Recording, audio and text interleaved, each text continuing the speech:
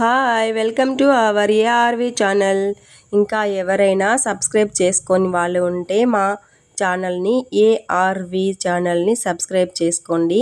ఇంకా మనం ఈ స్నాక్స్ రెసిపీలోకి వెళ్ళిపోదామండి. ఈ స్నాక్స్ అయితే ఇప్పుడు దసరా హాలిడేస్ వస్తున్నాయి కదండి, పిల్లల కోసం అని చెప్పి మీకు చూపిస్తున్నాను. ఈ స్నాక్స్ చాలా చాలా చాలా బాగుంటాయండి. ముందుగా ఒక 2 కప్పుల గోధుమ పిండి తీసుకోండి. ఒక అరకప్పు బొంబాయి రవ్వ లేక తెల్ల రవ్వని తీసుకోండి. ఈ కొలత అనేది మీ ఇంట్లో ఉన్న ఏ కప్పుతో అయినా తీసుకోవచ్చండి. ఒక 3 స్పూన్ల నెయ్యి తీసుకోండి. నెయ్యి బదులు నూనె కూడా వాడచ్చండి. కొద్దిగా గోరువెచ్చని ఆయిల్ను కూడా వేసి మీరు ఈ స్నాక్స్ చేసుకోవచ్చు. ఇక్కడ నేను బౌల్ అయితే నాకు సరిపోలేదండి, అందుకనేసి వేరే బౌల్లో వేసుకొని కొద్దిగా నెయ్యి ఆయిల్ 2 కలిపి వేసుకొని ఇలా అయితే కలుపుకుంటున్నానండి. ఇలా ఎంత బాగా కలుపుకుంటామో మనం అంత బాగా ఉంటాయండి ఈ స్నాక్స్. ఇలా నేను చూపిస్తున్నాను కదండి, అలా కలుపుకోవాలి. తర్వాత మిక్సీ జార్లో ఎండు కొబ్బరి ముక్కలు, యాలకులు వేసి పొడి చేసేసుకొని తర్వాత ఒక 3/4 కప్పు చక్కెర వేసి పొడి చేసుకోండి. ఒకవేళ చక్కెర వద్దనుకున్న వాళ్ళు ఒక 1/4 కప్పు బెల్లంని కరిగించి కూడా తీసుకోవచ్చండి. బెల్లంతో కూడా ఈ స్నాక్స్ చేసుకోవచ్చు.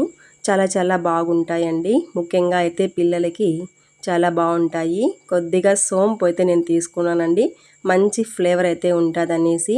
ఇది పూర్తిగా ఆప్షనల్ అండి, మీ ఇష్టం. తర్వాత ఒక 2 స్పూన్ల తెల్ల నువ్వులు తీసుకున్నానండి. ఇవి మొత్తం ఇలా నేను చూపిస్తున్న విధంగా కొద్ది కొద్దిగా నీళ్లు వేసుకుంటూ కలుపుకోవాలండి, లేదంటే బాగోదు, స్నాక్స్ అనేవి సరిగ్గా రావండి. నేను చూపిస్తున్న విధంగా ఇలా కన్సిస్టెన్సీ అలా ఉండాలండి పిండి అనేది.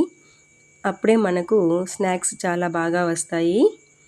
చూడండి, ఇలా ఒక చెక్క మీద నేను చూపిస్తున్న విధంగా తీసేసుకొని పిండిని ఇలా రోల్ చేసుకొని చాకుతో ఇలా కట్ చేసుకోవాలండి. ఒకే మందం ఉండేలాగా చూసుకోవాలి.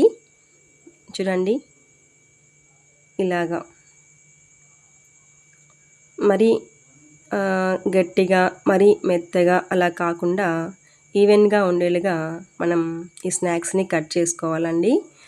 ఇవి ఆయిల్లో వేసినప్పుడు బాగా మంచి బ్రౌన్ కలర్ లేదా గోల్డెన్ కలర్ వచ్చే అంతవరకు మనమైతే బాగా వేయించుకోవాలండి.